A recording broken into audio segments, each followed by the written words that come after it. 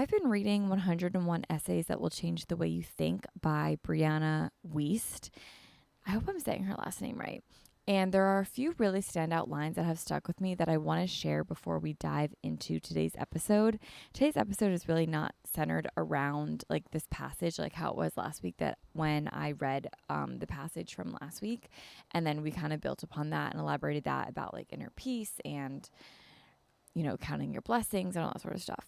These are just passages that I've been reading. I went on the beach yesterday and I was reading this a ton. And throughout this week, I've just had some additional time to just read a little bit more. And as I've been working through this, there have been so many things that have just stuck out to me.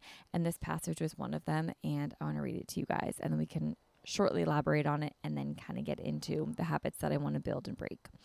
So this is again from 101 Essays That Will Change the Way You Think. I'll have this link down below.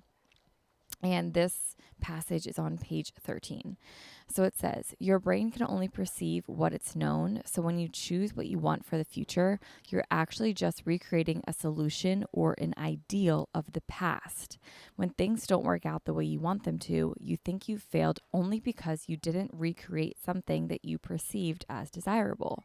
When in reality, you likely created something better but foreign, and your brain misinterpreted it as bad because of that. So the moral of the story, living in the moment isn't a lofty ideal reserved for the Zen or the enlightened.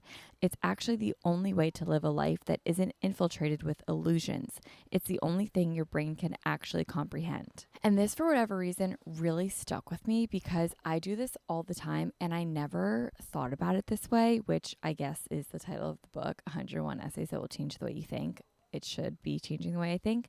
But when I think of the future, I definitely build it off what I think I want, but I only think I know what I want or don't want based on experiences that I've had or that I've missed out on in the past. Therefore, I'm just constantly living in the past. And then, of course, when my past made future doesn't come true, I find myself disappointed or discouraged of pursuing what I thought I wanted. So I guess like there's no moral message when it comes to me reading this passage other than I thought it was interesting and I wanted to share it. And it just reemphasizes the point to live in the current moment and just see where life takes you.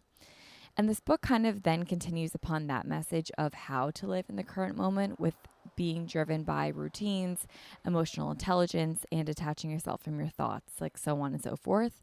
It's a very interesting book that interlaces what I learned in yoga and with the real world. And it's not too like woo-woo. I find it very approachable,